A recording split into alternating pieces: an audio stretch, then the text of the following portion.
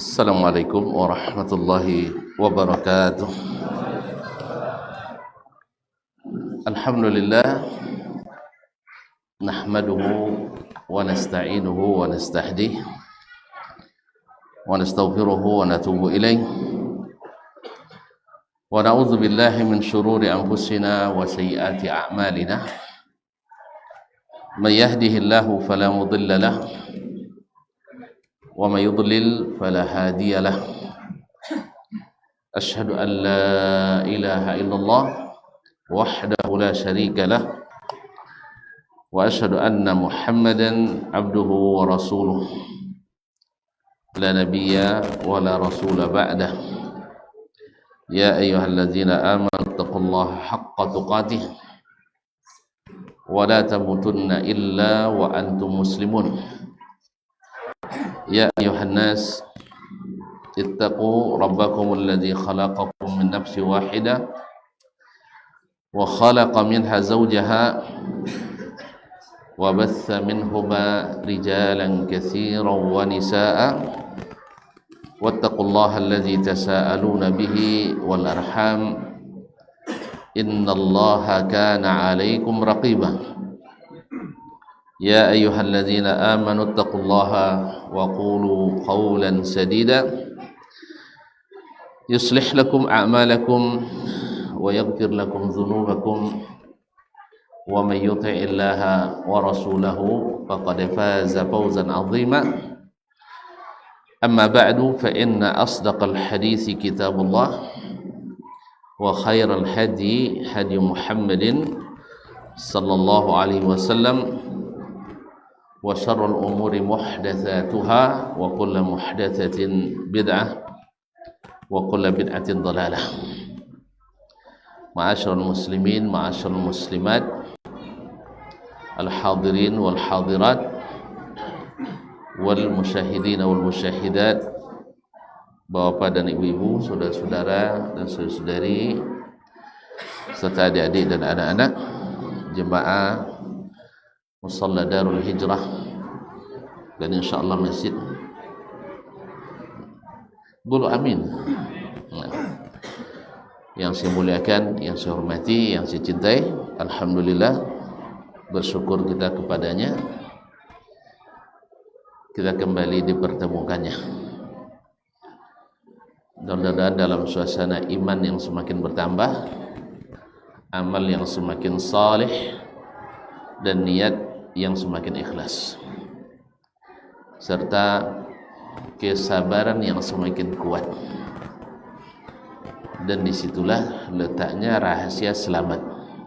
Wal asri innal insana lafi khusrin illa alladzina amanu wa amilus salihat wa tawasaw bil haqqi wa tawasaw bis sabri. Oleh itu, nikmat ini patut kita syukuri, karena kita tetap berharap nikmat itu menemani hari-hari yang akan kita jalani. Dan Allah berjanji, la in syakartum la azidannakum. Kaum muslimin, kaum muslimat dirahmati Allah, salah satunya adalah kita khususkan waktu ini untuk mendekatkan diri kepada Allah dengan datang ke salah satu rumahnya ini. Salawat dan salam kepada baginda Nabi alaihi salatu wassalam, yang kita tak puas-puas, tak bosan-bosan mempelajari apa yang diwariskannya kepada kita melalui para ulama yang mumpuni. Di antaranya adalah Imam An-Nawawi rahmatullahi alaihi wa ala sairi ulama'il kiram. Dalam kitabnya Riyadhu As-Salihin min kalami Sayyidil Mursalin. Dan oleh sebab itu, mudah-mudahan selawat dan salam senantiasa terucap dalam lisan kita, lahir dari hati kita, untuk Nabi besar Muhammad sallallahu alaihi wasallam. Pada malam ini masih di babu an-nahyi 'anil bid'ah wa muhdatsatil umur. Bab larangan melakukan atau membuat bid'ah dan hal-hal yang diadakan dalam agama. Berkata Imam An-Nawawi, dan ini hadis yang kedua dan juga hadis yang terakhir dalam bab ini. Kalau lama-lama sih kau tambah wangi wong Jawa. Ya. Larangan kan tidak ada banyak pun ya. Perintah boleh banyak, larangan tak boleh terlalu banyak. Itu pun sudah dikatakan salah haram, salah bid'ah ininya. Padahal hadis duanya. Apalagi kalau banyak disebutkan. Ma'asyiral kiram yang dirahmati Allah Subhanahu wa taala. Qala al-Imam An-Nawawi wa an Jabir radhiyallahu taala anhumah. Dari Jabir bin Abdullah ibn Amr ibn Haram Al-Ansari Al-Khazraji. Dia dan bapaknya adalah sama-sama sahabat Nabi alaihi salatu wassalam. Bapaknya sahabat senior, dia sahabat junior. Termasuk salah satu sahabat yang banyak meriwayatkan hadis dari Nabi alaihi salatu wassalam. Qala kana Rasulullah sallallahu alaihi wasallam, dia berkata, kana Rasulullah sallallahu alaihi wasallam, Rasulullah sallallahu alaihi wasallam idza khataba ihmarrat ainah. Bila sedang khutbah, maksudnya di sini adalah khutbatul Jumat. Khutbah Jumat seperti dijelaskan oleh pensyarah. Ihmarrat ainah, yaitu merah matanya. Kalau merah mata berapi-api ya. Ya, kalau tidak berapi kan tidak siar. Jadi pidatonya berapi-api, itu sebutnya makanya bulan berpidato berapi-api, karena memang terlihat dari mimik dan wajahnya terlihat seperti orang sedang marah, orang yang sedang memberikan peringatan. Wa ala sautuhu, dan tinggi suaranya. Washtadda ghadabuhu, dan terlihat seperti orang yang sangat marah. Marah. Hatta ka'annahu munziru jaishin, seperti seorang panglima yang memperingatkan bala tentaranya, menginspeksi pasukan ya. Nah, yaqulu sabbahakum wa massakum, kamu diserang tiba-tiba di waktu pagi atau di waktu petang.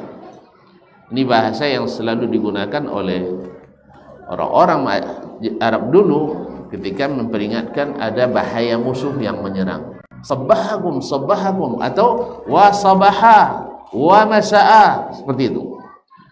Mereka mengingatkan karena serangan tiba-tiba itu biasanya ada di waktu pagi, serangan fajar ya.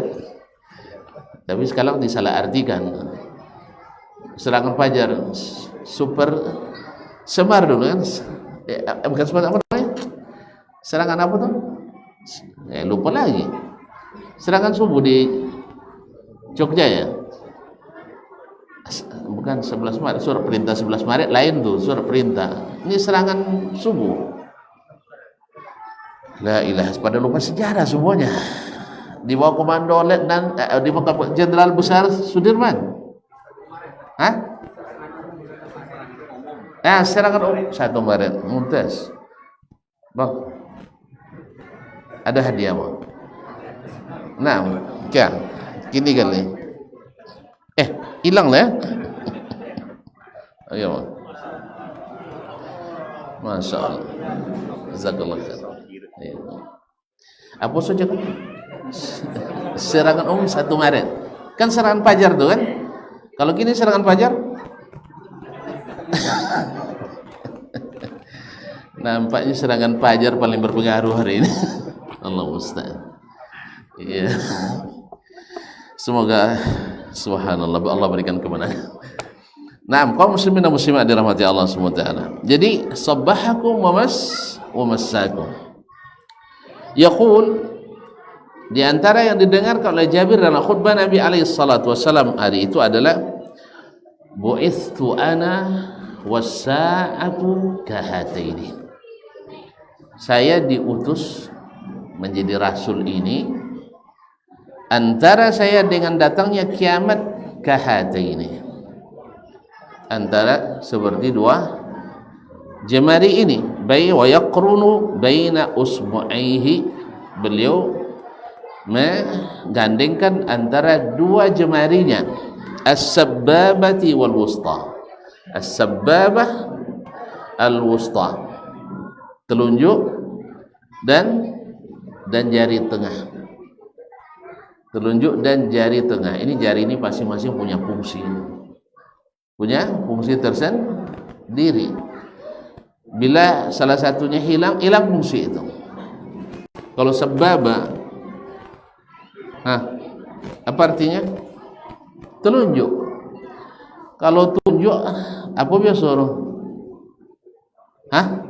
Perintah. Apalagi tunjuk kiri.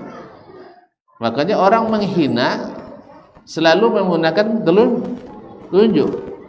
Pocai dongakannya kan itu kan.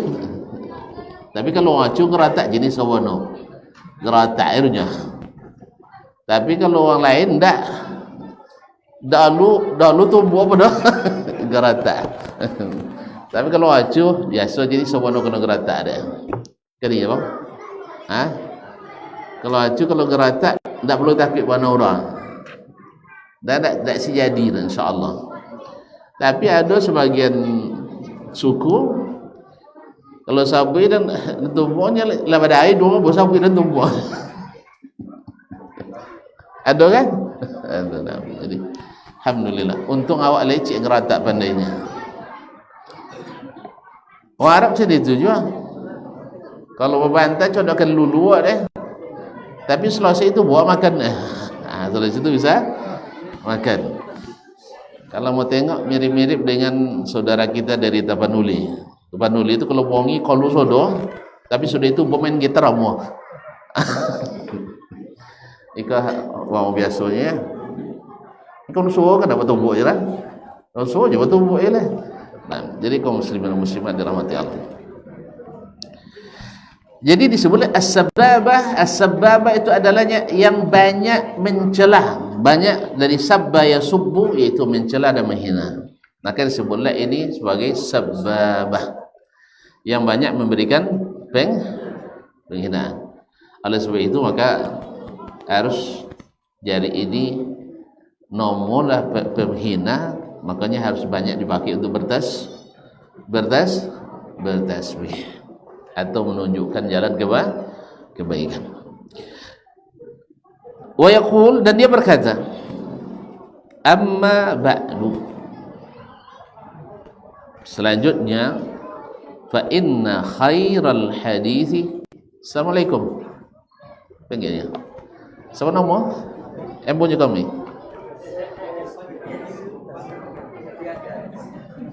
Yang petugas. Petugas. Komayo. Masya Allah. Jazakallah khair. Kasih ya.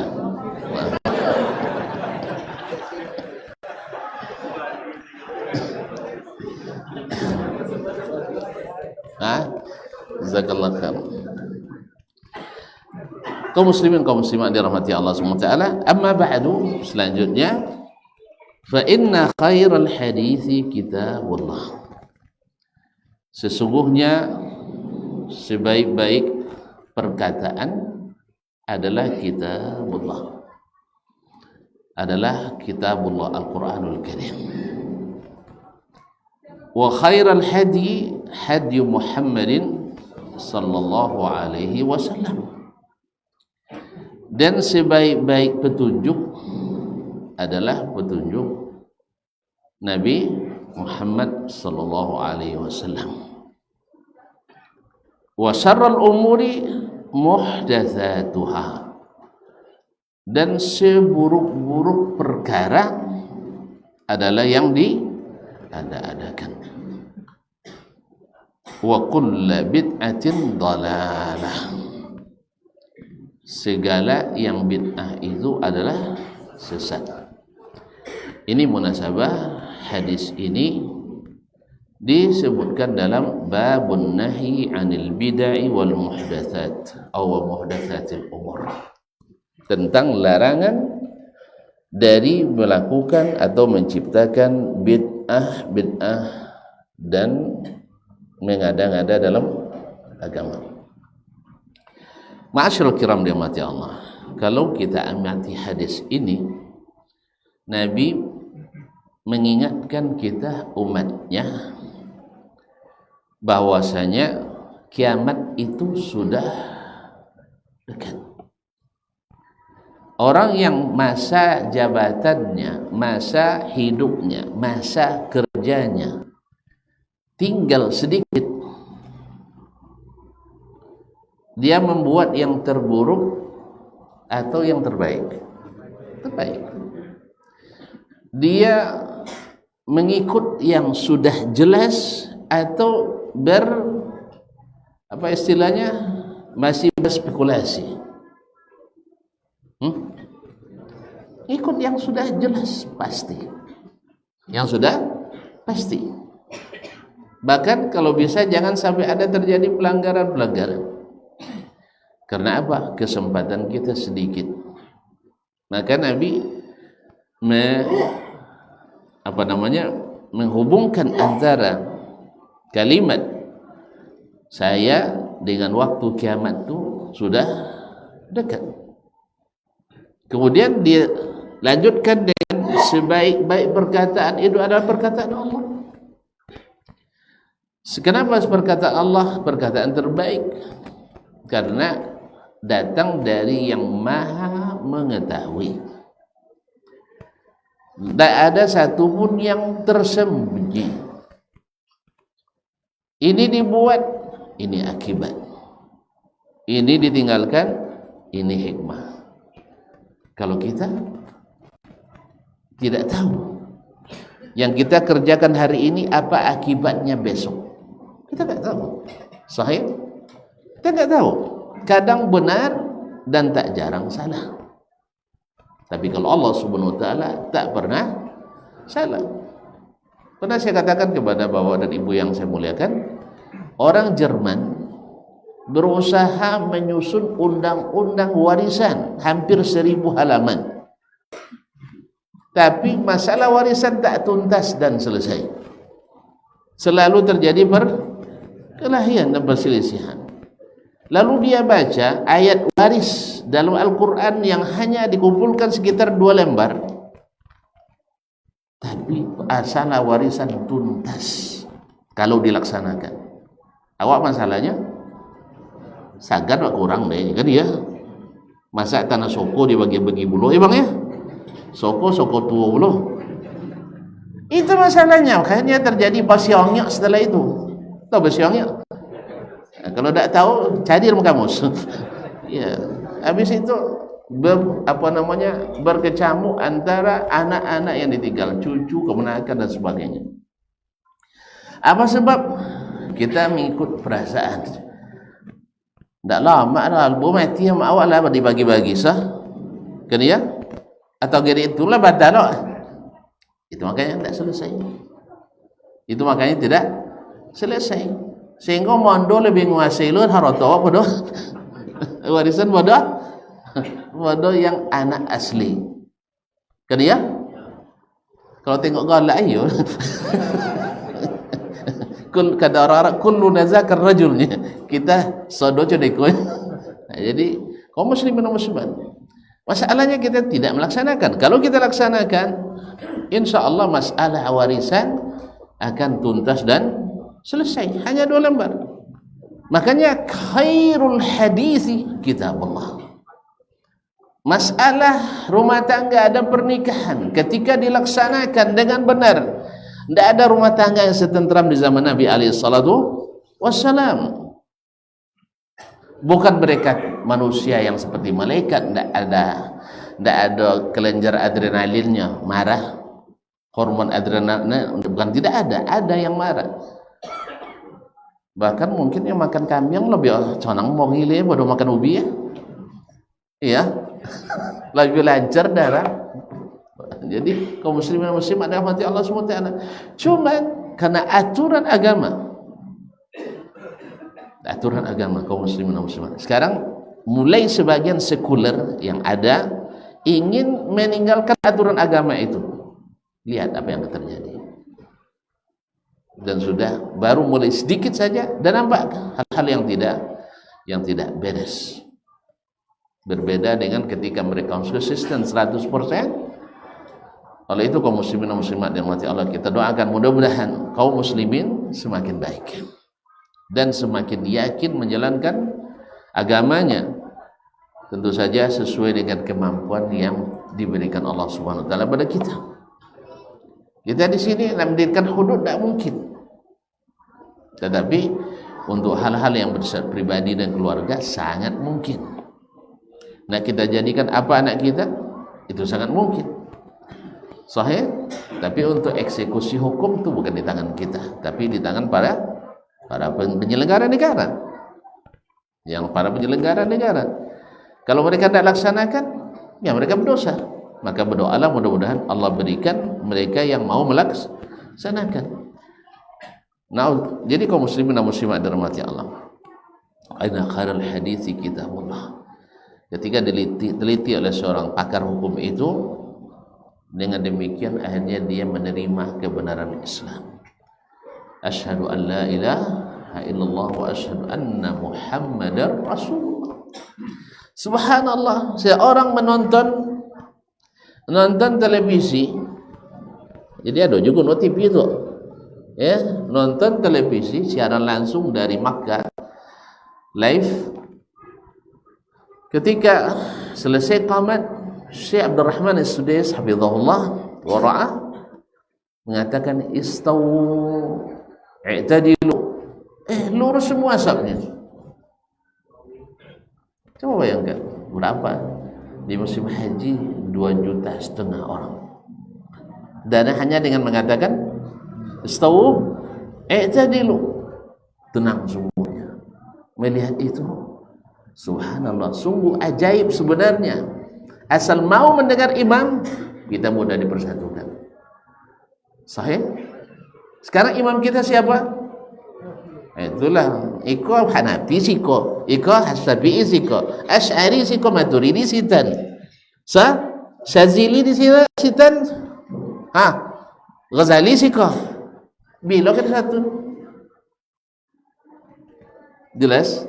Maka Nabi tegaskan, wa khairul hadi Muhammadin sallallahu alaihi wasallam. Sebaik-baik petunjuk itu apa? Ilmu.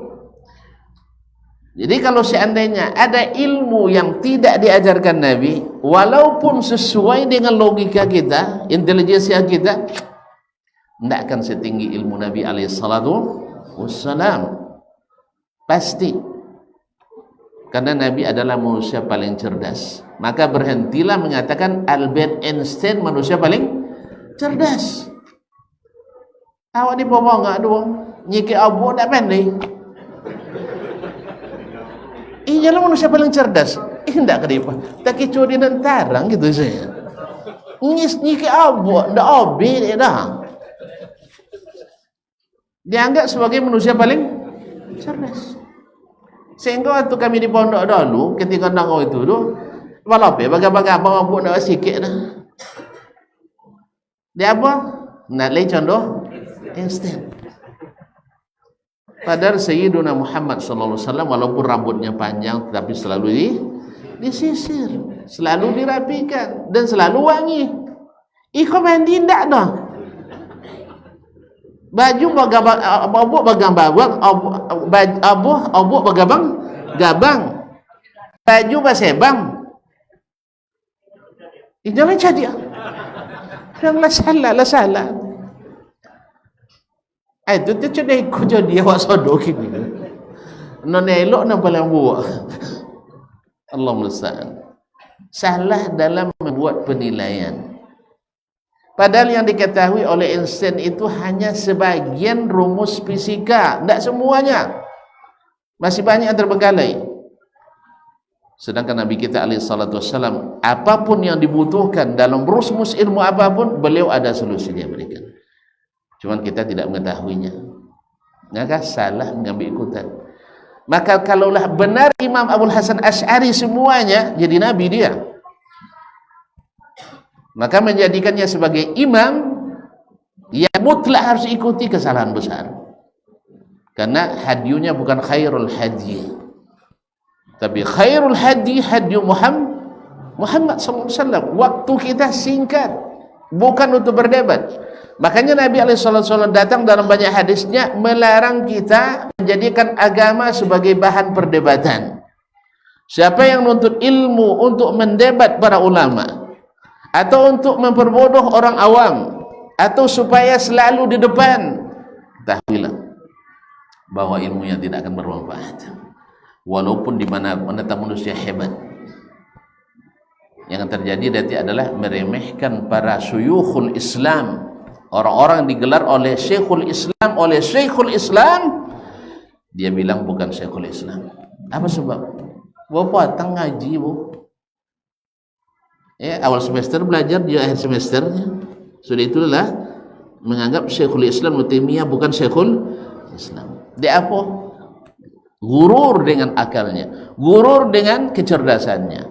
Dia lupa bahwa khairul hadi Muhammadin sallallahu alaihi wasallam. Hatu burhanakum in kuntum shadiqin. Ma'asyiral kiram dirahmati Allah Subhanahu wa taala. Wangi dan jelas. Ustaz tak khutbah lah wangi. Apalagi kalau khutbah. Enggak. Kaum muslimin dan muslimat dirahmati. Makanya Nabi mengkorelasikan ada penyebutan bu'istu ana was-sa'aka hatain, supaya kita tidak buang-buang waktu untuk mencari pendapat si fulan dan si alan. Ya, aliran si fulan si alan. Ini Muhammad sallallahu alaihi wasallam. Jelas jalannya. Maka ketika ditanya nanti siapa imam kalian? Hah? Orang Wahabi tak ada imam nanya. Tu tak ada imam apa cara solat jemaah kami. Tak ada imam apa cara solat dia.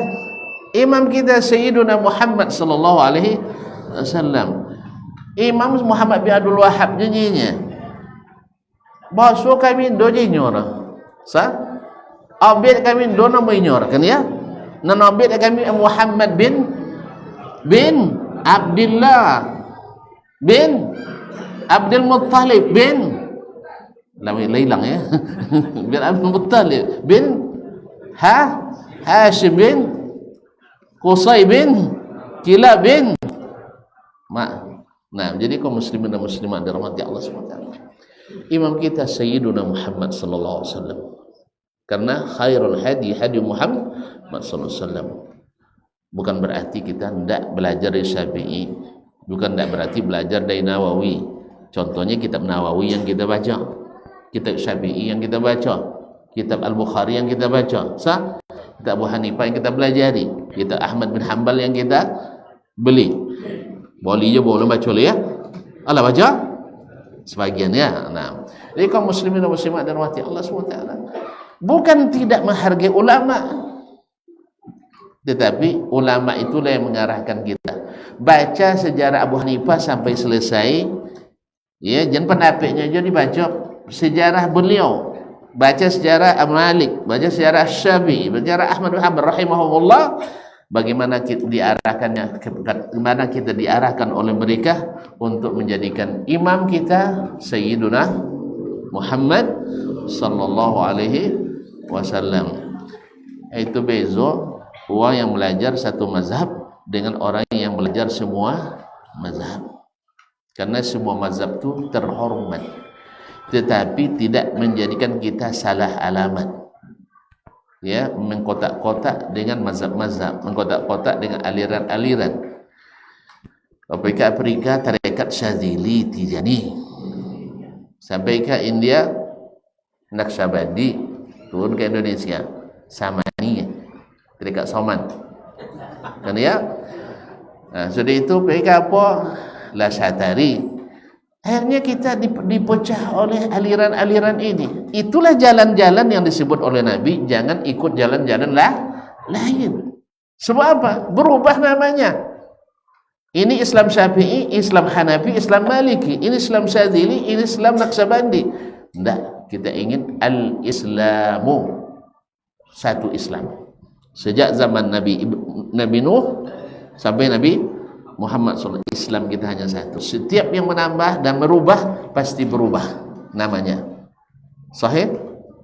Orang Yahudi agamanya Islam, tapi ketika mereka tambah dan rubah menjadi agama agama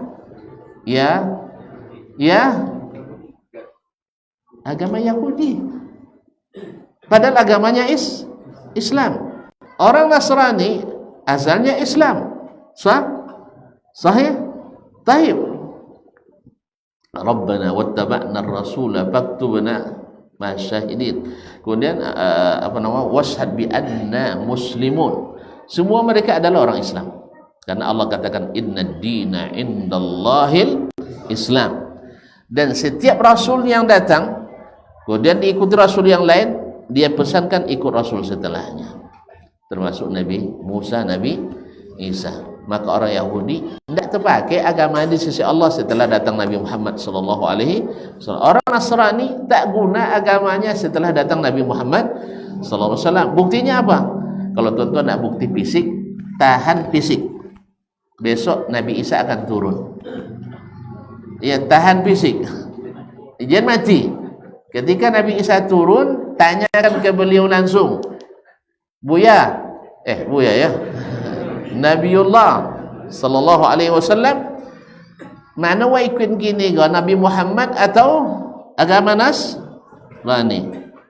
Ini kalau awak sabutnya cerita Nabi lah sabut awak dah. Basang Nabi Isa nanti akan menghukum dengan syariat Nabi Muhammad, membunuh babi, memecahkan salib. Ya? Tanya kayaknya agama siapa yang kita ikuti? Ada yang bisa nahan nafas? Nah nongok. Nah tunggu sahabat itu. Kalau enggak cepat beriman. Sebab waktu kiamat itu sudah dekat. Jadi tidak perlu kita berdebat panjang-panjang lagi. Jadikan imam kita Muhammad sallallahu alaihi wasallam. Karena orang yang tidak mengikutinya dulu di zaman beliau masih hidup jadi kafir. Kalau yang tidak mengikut beliau di zaman beliau sudah tidak ada menjadi itu yang payah kita, subuhat. Itu masalahnya. Kita tidak gampang mengkafirkan orang. Sebab apa? Kita bukan rasul. Jadi semua orang beralasan dengan subuhat. Maka kita bongkar itu subuhat supaya jelas bagi kita mana yang hak, mana yang batil. Karena kalau selama karatnya masih ada, tidak jelas kemurniannya. Cuman memang agak boy-boy sekenek gitu. Ya, sampai merah mata lagi. Kan ya? Sampai merah mata. Sebab tertuduh memecah belah umat. Sebagaimana dulu Nabi dituduh memecah belah umat. Jadi kalau yang ikut Nabi mesti setiap dituduh sebagai pemecah belah. Karena yang membawa dakwah ini dulu juga dituduh pemecah belah. Tapi sebenarnya penyatu. Awak bos seorang imam Nabi. Ini buat berbeda imam. Itu mana kau menyatukan? Bang, dipikir ke imam, di akidah ke imam, di suluk ke imam, tarekat ke imam. Itu bila satu? Bisa bersatu? Tidak. Makanya kita silakan nak bertarekat ala Rasulullah. Ada tarekatnya? Lain. Tarekat itu kan jalan rumah. Ikut Rasul alaihi salatu wassalam. Jangan Naqshbandi tidak Rasulullah. Dah. Tapi yang benar dalam tarekat Naqshbandi ikuti. Karena ada dalilnya dari Nabi alaihi salatu wassalam. Tapi kalau sampai hilang akal dia jadi wali, sebab jadi wali tak perlu gila. Sebab gila itu adalah gara-gara cinta ilegal. Tenanglah, cinta ilegal. Cinta legal tak pernah bikin gila. Azan dulu.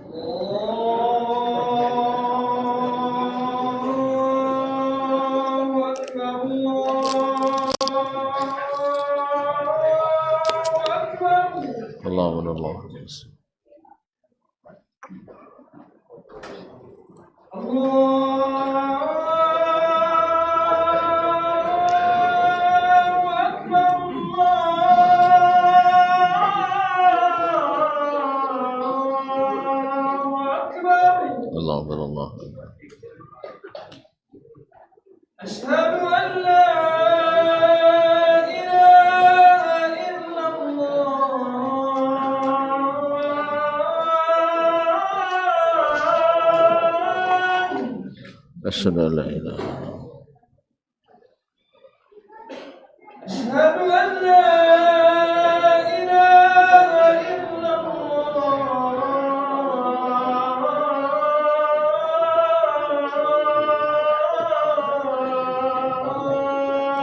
أشهد أن لا إله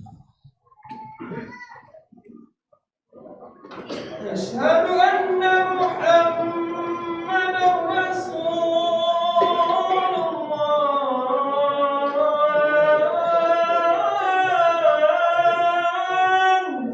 أشهد أن محمدا رسول الله أشهد أن محمدا رسول الله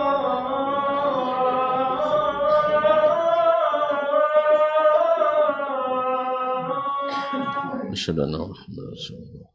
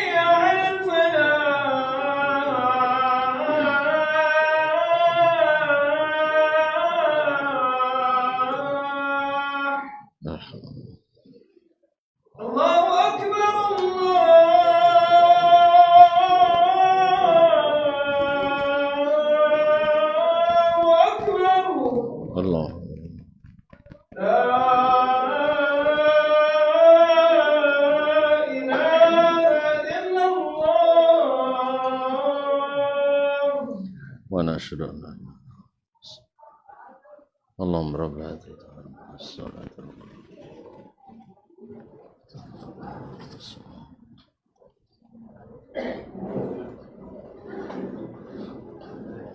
Taib, kaum muslimin dan muslimat yang dirahmati Allah SWT.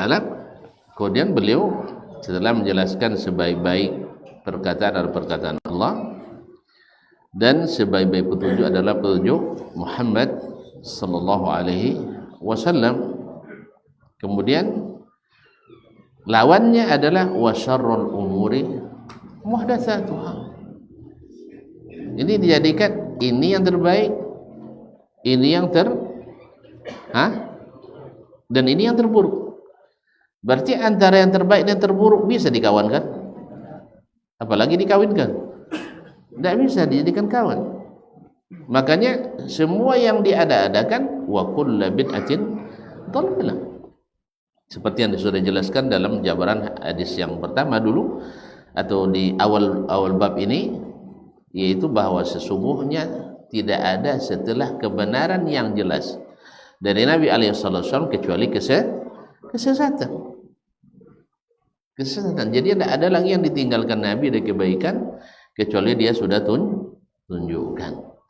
Oleh itu kaum muslimin dan muslimat dan mati Allah SWT, dalam sunnah itu, dalam menegakkan sunnah Nabi SAW, ya kita harus memperhatikan bukan hanya sekedar bahan bakunya, tapi juga harus mengikuti prosesnya.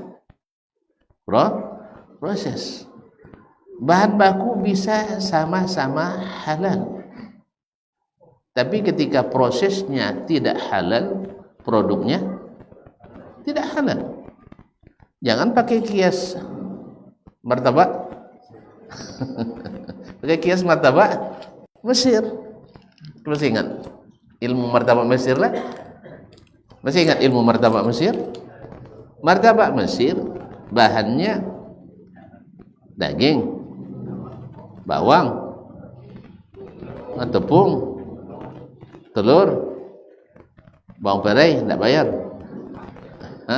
Daun bawang, daun apa? Seledri. Halal semua kan? Habis itu digelincir, jaduk kan? Akhirnya digoreng. Jadi martabak Mesir. Halal? Kenapa halal? Karena prosesnya masih proses yang dibolehkan. Sah? Tapi kalau bahan tersebut tuan-tuan masukkan ke dalam wadah, di dalam umbuik, misalnya umbuik kambium, itu umbuik kambium, nah, lalu dimasukkan ke situ bahan-bahan tertentu, air, dibiarkan sampai berapa air? Dah 3 air, sampai mangu ini, tunggu ini ada berbuya. Iya, berbuya dia kan, berbusa, seterusnya. Itu halal apa haram? Kenapa haram? Bahannya halal, prosesnya. Prosesnya. Ini kan orang banyak memakai ilmu martabak Mesir sekarang beragama. Dikiranya asal bahan halal hasilnya, asal bahannya sunnah hasilnya sunnah. Enggak. Makanya dicontohkannya misalnya acara kenduri. Apa kenduri lah? Penyisihan, semifinal, final. Yang paling banyak pesertanya final. Biasanya peserta paling banyak penyisihan. Ini yang paling banyak pesertanya di final adalah kenduri. Nah, lalu dikatakan alasannya bahan bakunya ya semua halal.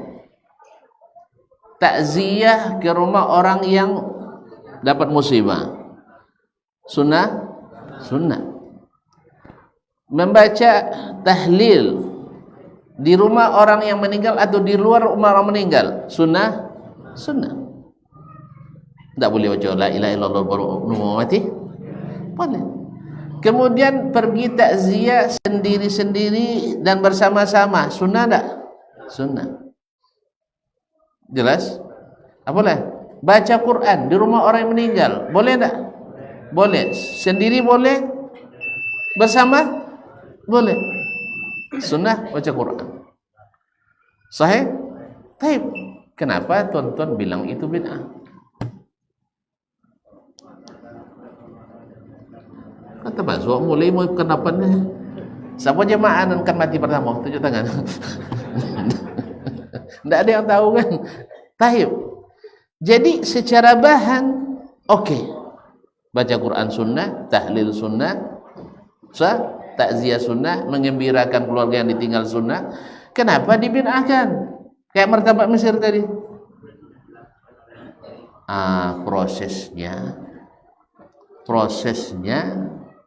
Proses yang tidak sunnah, maka kita sebut bid'ah. Bahan boleh sama, tetapi hasil prosesnya bisa berbeda. Kemudian minyak wangi, apa bahan minyak wangi abang tuh? Bunga. Iya, bunga mawar. Sama-sama bunga mawar.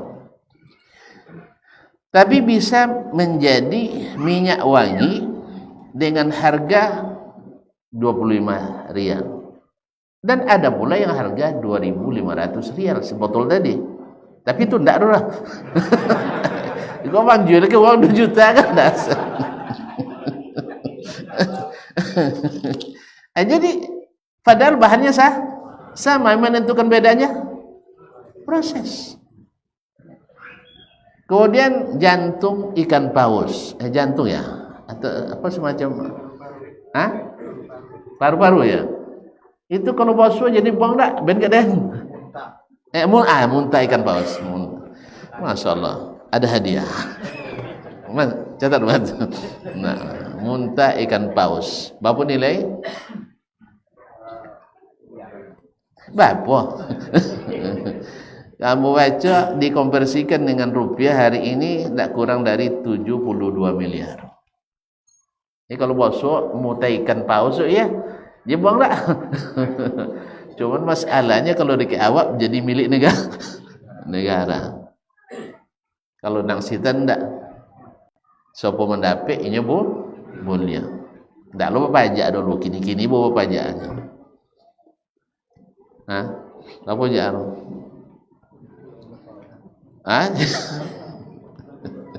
Apa? Ikan paus ndak apa paus? Ikan paus Jadi kaum muslimin dan muslimat dirahmati Allah. Jadi proses dari bahan yang sama gaharu itu bisa berubah-ubah berubah harganya karena prosesnya beda.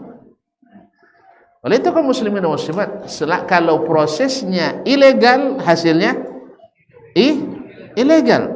Contoh piti palsu. Di mana petang? Jenis sabu itu macam-macam, hampir sempurna kata polisi, hampir sempurna. Tayyib. Kalau sudah diketahui bahwa itu tidak legal, sah tidak jadi alat bayar?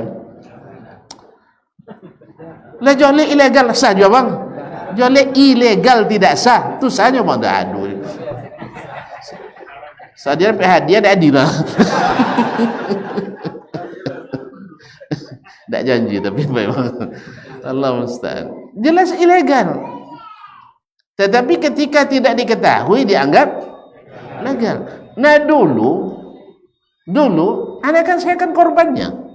Pemimpin doa dulu. Karena belum tahu itu ilegal. Jadi yang belum tahu mudah-mudahan tak dosa biaya. Iya pula tidak. Alhamdulillah kawan-kawan berpuasan tuh. Bila final mannya sebagian. Nah, aja lupa sobuin kalau final borennya. Kadang-kadang pas malam final lu copek sudah ngaji. Iya copek sudah ngaji. Sudah aja. Lambek makan dek guanya, sambung bekonya. Allahumma musta'an. Karena kita enggak tahu, kita lakukan. Demikian juga keadaan sebagian besar kaum muslimin hari ini. Mereka tidak paham itu ilegal. Yang nampak adanya PTC kah? Siapa tuh nengok? Warna hijau mah tuh nengok. Atau dipakai dah? Kan kita nggak tahu.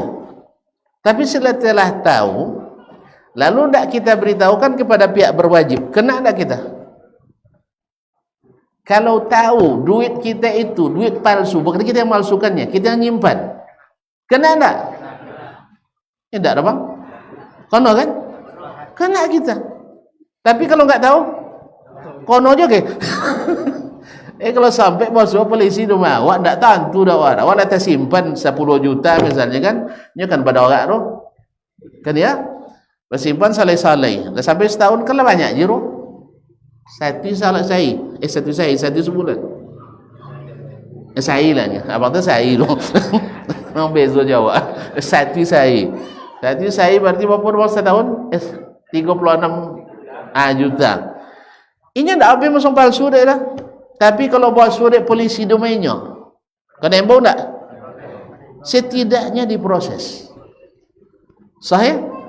Walaupun zahirnya legal, dia tidak tahu sama sekali. Demikian juga dengan proses bid'ah itu. Sebagian besar umum mungkin tidak tahu, tapi setidaknya mesti kena proses nanti. Ketika dimasukkan dalam catatan malaikat tak teraplikasi. Tidak aplikasi. Apa sebab? Nomenklaturnya tidak masuk.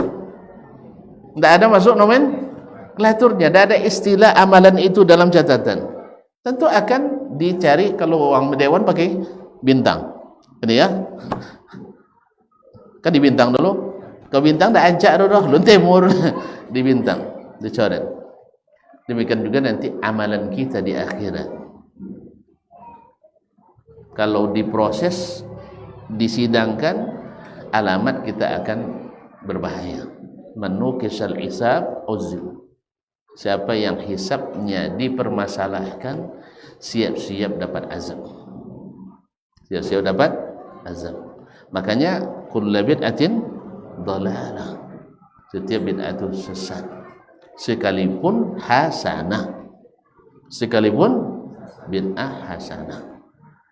Catat itu ya, sebab yang bilang hasanah itu bukan Nabi dan bukan pula ijma' sahabat, tetapi adalah penilaian para pembuat.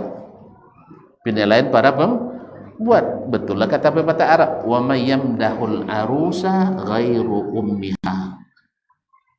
Siapa lo kan memuji anak dara dulu kalau bukan ibunya? Paham tak? Kalau tanya ke amak ancaknya anak gadi tak? Hah? Ancak santiang, kan ya? Santiang anaknya. Yang tentu buat orang lain.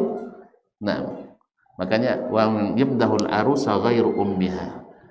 Ibu pasti memuji anak dara.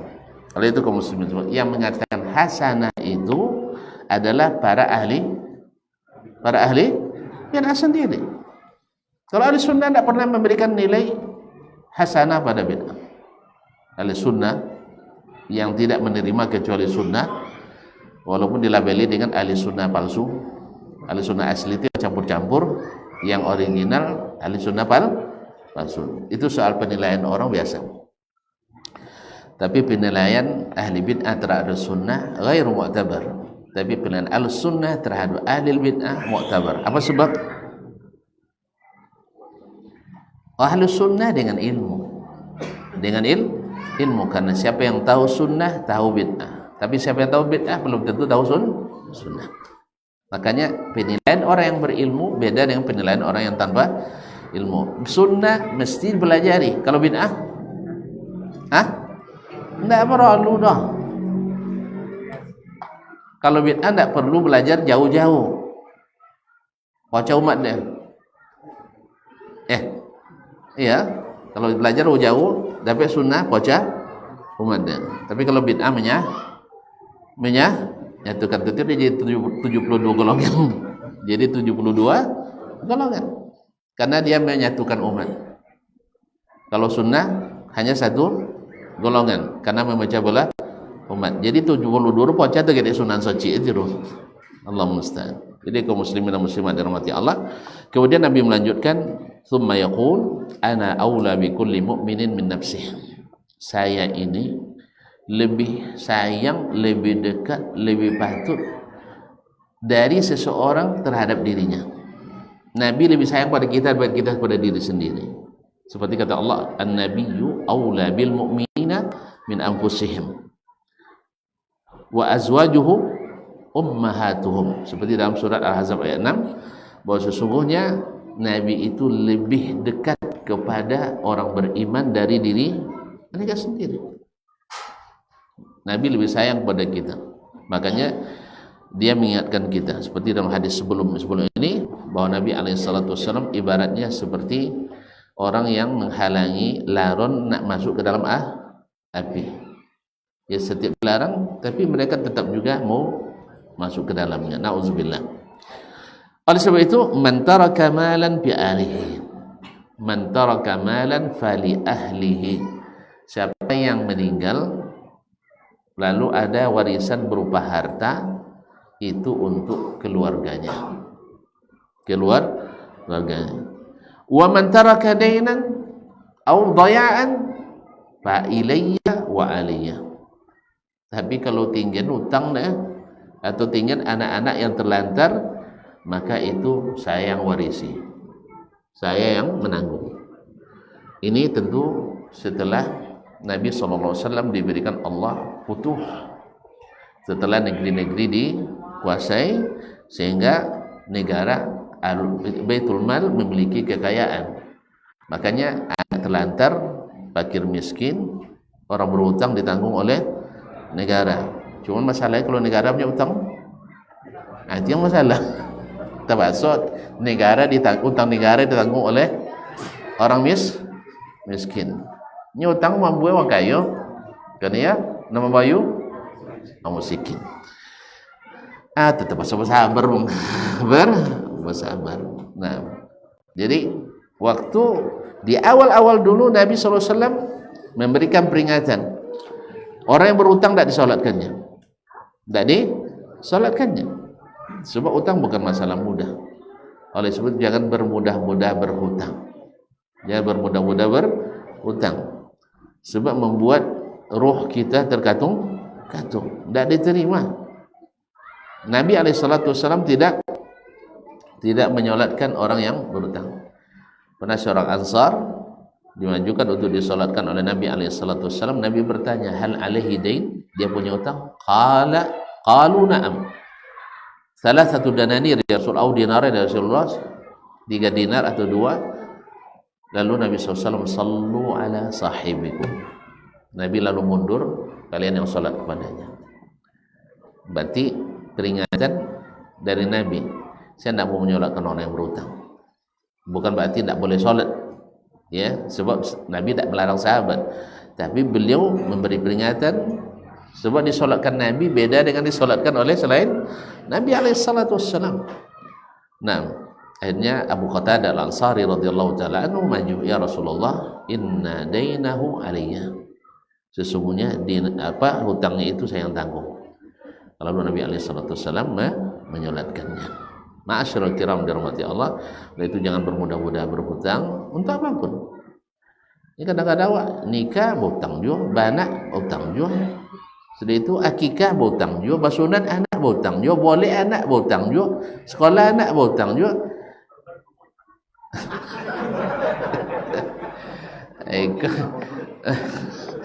Iko melarang berkorban, nampaknya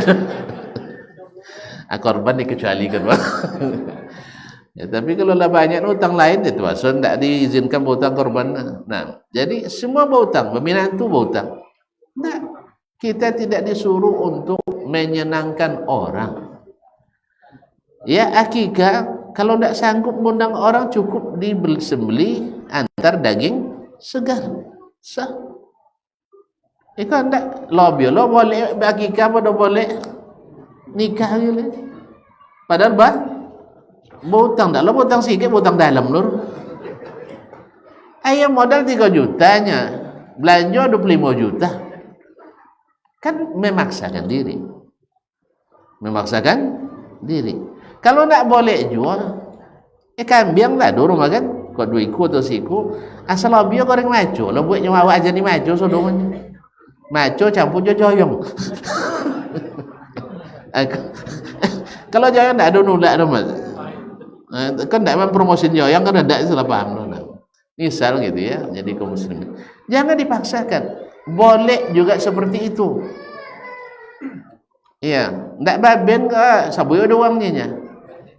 Tak sabui Allah Taala, sabui deh. Ada uang. Sabui ada uang tu jadi masalah. Sampai kenduri pun takut sabui deh. Ada uang. Kalau lah kenduri sabui ada uang, takut tak ada ikhlas lah. Kalau tak ada ikhlas, tak apa halur. Apa halur tak ada kan hadiah. Nan buat acara tak ikhlas, nan ikut acara ikhlasnya. Tengok je mereka kalau le goreng ubi bayi bacito tak sudah itu.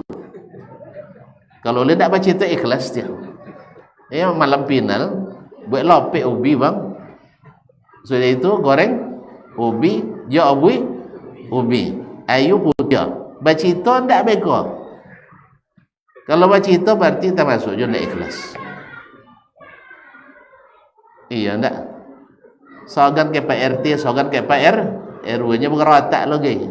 Sopun ndak auto, so ndak ba salatkan. Iso lah ndak kena salatkan. Uang nan le salat selama hidup ndak takut, jangan takut ndak disalatkan. Pasti banyak akan nyolatkan.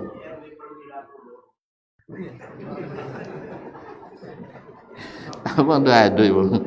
Jadi kaum muslimin muslimat dirahmati Allah, orang yang salat, mendirikan salat selalu di waktu hidup, tidak disolatkan doang, tidak apa orang, tidak ada dosanya orang. Iya, tidak ada dosanya orang hidup, ada dosa. Tidak asalnya masuk kubur. Itu hanya hak dia kepada yang hidup. Tidak diban orang. Uang lu berdosa, ini ada dosa. Sebab yang akan mengikutinya adalah amalnya sendiri. Jadi, ini ketika ada orang nyabut jalan waktu itu dulu, awas mati soalnya, tidak kami solatkannya. Sabunkannya, awas kalian mau songkoran soalnya. Kalau tidak solatkan itu jadi arwah gentayangan, mau ya? Datang kau menyawa malam-malam. Siapa? Tang PRT datang, PRT loh. Aja takut malam tu. Kan ya? Nyedap keyakinannya jadi antu kulele. PRW potong nama nagang tu, apa yang kau mainnya malam-malam tu? Takut kata ini dah takut kau malam mati. Takut kau. Jadi dah ada gitu deh kaum muslim. Jah lah jangan salatkan leh. Kadu masuk koran so. Saya tidurlah bang ya. Walaupun tak terkenal buat awak, tapi kalau sabui Ustaz Dasman tak disalatkan doang bisa viral loh.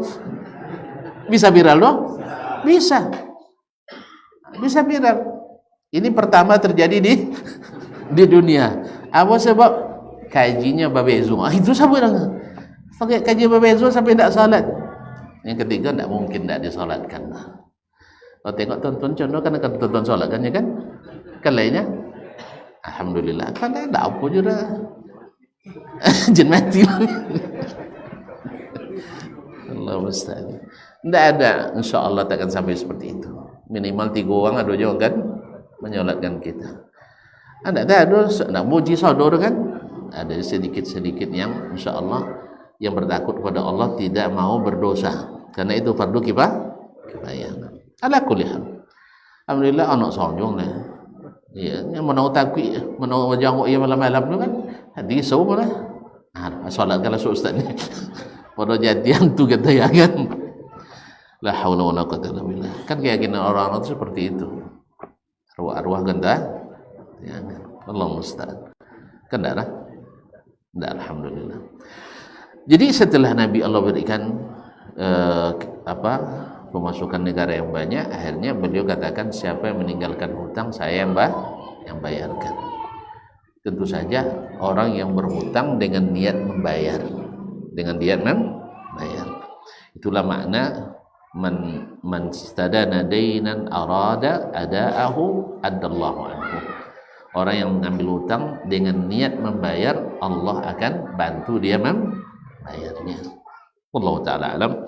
Nah, ini juga kaum muslimin dan muslimat dirahmati Allah, kalimat ana aula bil mu'minin, penutup dari fa inna kulla bid'atin dhalalah. Ini karena sayang Nabi, ingatkannya, ikut saya, jangan buat sejelas itu perintah dan larangan Nabi, tapi gara-gara subuhat menjadi kabur kembali. Nabi ingatkan, kiamat dekat, waktu singkat, jangan banyak berdebat, tapi ikuti Al-Quran dan Sunnah, jauhi yang mengada-ngada, karena yang diadakan adalah bid'ah. Saya sampaikan itu karena saya lebih sayang, lebih dekat kepada kalian daripada diri kalian sendiri. Sampai-sampai kalau mati harta kalian untuk keluarga kalian, tapi kalau utang dan bayu, ada orang sayang tu kawan. Ustaz, kalau mati Ustaz dia nanggung sodong. Ada? Dia tunjuk tangan.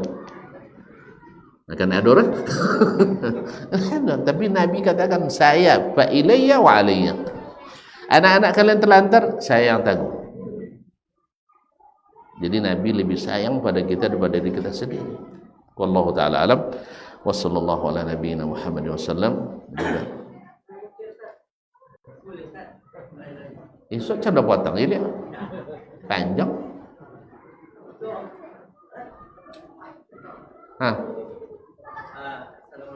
Assalamualaikum warahmatullahi wabarakatuh.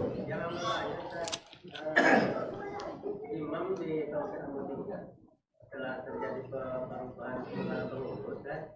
Jadi imam itu selalu memanjangkan tujuh terakhir lebih panjang daripada yang Jadi karena yang orang imamnya sampaikan kan ke pengurusnya juga, kita itu yang bukan tawamu, ya tak ada kondisinya kalau mau perpanjangan zakat terakhir aja.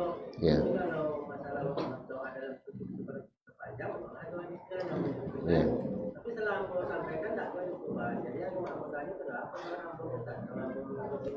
Baik, barakallahu fiik. Dalam kajian di Sahih Muslim dulu sudah kita bahas bahwasanya sujud itu mesti yastawi, mesti sama di semua sujud. Kepanjang di sujud pertama, panjang pula di sujud yang terakhir. Tapi kalau seandainya terakhir saja panjang, itu tidak ada dalilnya dalam sunnah Nabi alaihi salatu wassalam. Yang kedua, bahwa orang yang jadi imam mesti mempertimbangkan jemaahnya, bukan mengikuti keinginannya.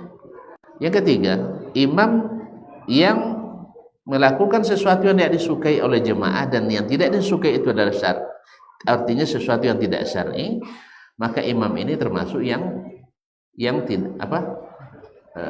tidak disukai oleh Allah Subhanahu dan Rasulnya sallallahu alaihi wasallam. Yang keempat, bahwasanya sujud atau memanjangkan sujud dan berdoa itu kan dianjurkan pada asalnya sholat sendiri. Jadi kalau nanti tuan-tuan nak panjangkan sujud, sujudlah panjang di waktu sholat sendiri. Tidak masalah nak 5 minit sekali sujud. Ayo, biasa. Nabi SAW kan bukan 5 menit, sejam ada sujudnya. Kan sama baca Qur'annya dengan lama sujudnya, sama rukuknya. Kapan dilakukannya? Ketika sholat malam. Kan tidak berjemaahnya lah. Masalah ini ikut kawan tahu belakang. Nabi kan tidak tentu lah. Artinya Nabi tidak dalam rangka sholat berjemaah. Tapi tiba-tiba datang Abdullah bin Mas'ud radhiyallahu anhu, diikutinya sampai-sampai tanya anak kalurinya. Ya, tapi tidak jadi. Jadi kaum muslimin dan muslimat di sholat berjemaah asalnya adalah mesti mempertimbangkan jemaah. Ya, termasuk juga kalau ngaji terlalu panjang, mereka jadi panjang juga ayat misalkan. Kan ya? Ayo, lanaya selamu kan. Ustaz lah bacalah surah apa begonya? Al-Mumtahanah apa nomornya surah Al-Mumtahanah misalnya kan. Nah, itu panjang. Nah, jadi kalau panjang ngaji, pendek salat. Kalau pendek soal ngaji, pendek juga. Misalnya. Nah, jadi itu ada. Kaum muslimin dan muslimat dirahmati Allah SWT, kadang-kadang orang tak solat dipanjang deh, zikir dipotong deh. Padahal zikir itu dah bebas seorang. Adapun masalah solat jemaah dalam kondisi seperti itu, insya Allah solatnya sah karena tidak ada yang tertinggal, tidak ada yang ini. Cuma imamnya yang masalah tadi. Barangkali ini perlu pertama perlu belajar lagi, perlu diingatkan. Dan kalau sudah kita ingatkan juga tidak mau, barangkali doakan mudah-mudahan dia mau. Nah, tidak juga berikan kitab atau ceramah atau kajian tentang itu, atau diajak untuk mengaji dan sebagainya, karena memang tidak bisa menghilangkan itu kecuali bertanya, tidak bisa menghilangkan kejahilan itu kecuali belajar. Kita kalau tidak belajar banyak kita tidak tahu. Oleh itu mudah-mudahan tadi saya katakan mungkin dia tahu sunnahnya memanjangkan sujud, tapi prosesnya tidak dia pelajari. Jadi itu yang dia tahu bahwa memanjangkan sujud adalah sunnah, lalu diterapkannya mengikuti gurunya dulu. Karena di antara guru-guru kami dulu juga ada yang melakukan hal seperti itu. Sujud panjangnya pas di sujud terakhir.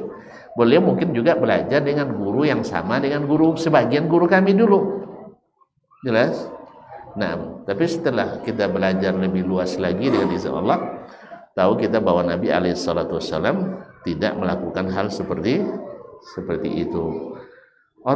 Enggak, jadi saudara enggak buat dan Nabi enggak buat. Iya kan pendek waktunya, jangan berdebat je lah. Ikutnya lah Nabi alaihissalatu wassalam, karena ilmu Nabi adalah ilmu yang paling baik. Wallahu taala alam. Wassallallahu ala nabiyina Muhammadin wasallam. Tentang bid'ah tadi dalam mereka bid'ah yang saya tanyakan, apakah kalau waktu ini apakah nak sahih hadisnya? Kalimat fa inna dalalat kullu dalalatin finnar. Kita baca hadis ini tidak bertentangan sama dia kesehatan Hendaknya kalau sosek kemana pergi? Kalau tersesat kemana perginya? Anggaplah hadisnya tidak sahih. Sebab sebagian ulama mengatakan kalimat fa inna kulla dhalalatin wa inna kulla dhalalatin finnar, sebagian mendaifkannya, disebut ziyadatun syadzah. Sebagian mengatakan ziyadah maqbulah, karena kaidah ziyadatus thiqah maqbulah. Ala kulli hal, Anda lebih cenderung mengatakan riwayatnya tidak sahih, syadzah, seperti Ibnu Darqutni. Taib. Tapi kalimat kulla bid'atin dalalah sahih? Alhamdulillah sahih. Taib. Kalau sahih setiap bid'ah itu sesat, sosek mana baik? Dah. Tak ada orang sosek ke surga. Misalnya Fir'aun kan, ya kan ada juga Syekh Godang ni di situ tanah nyabuin Fir'aun sosok surganya. Syekh Godang nu pandai sarap pada awak lah. Pandai nak sarap pada awak lah weh. Kalau hidupnya ni pembawa awak dah. Sabunya Fir'aun masuk surga. Fir'aun sosiknya Allah Ta'ala tu enggak? Tak, sosik ke mana dah? Neraka. Ada Syekh masih hidup ini Syekh Godang tu, mantan muftinya. Nyabin sok neraka tu abi, sudah itu sudah orang masuk surga. Itu terujukan nak tu. Itu terujukan. Jadi heranlah kalau nyebut Syekhul Islam tak Syekhul Islam. Semua Abdul Wahab sosik. Nya ndak Quran dalil nah. Qurannya nya tapi proses tidak syar'i. Jelas tak ya? Ini ndak pun sahih kan ada nyebut ndak sahih donya. Iyalah ndak sahih malah dah. Tu ada orang tak sosik ke surga. On ngapang kami tak sosik. Tak sosik jalan masuk surga, masuk neraka. Ndak ada pak. Ya pak ya? Tu aku jawab lah.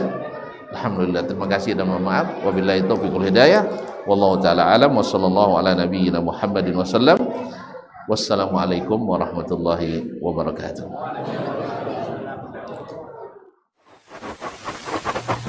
Barometer amal kita saleh tak salehnya di salat kita. Bila salat kita ikhlas dan sesuai dengan sunnah Nabi SAW, maka insyaAllah amalan yang lain mengikuti. Ini aktivitas ini membantu saya di akhirat atau akan menyulitkan saya di akhirat. Kalau seandainya perbuatan itu ternyata akan menyulitkan kita di akhirat kelak, tinggalkan perbuatan itu. Anta ni'mal jund. Kamu adalah sebaik-baik prajurit. Coba lihat.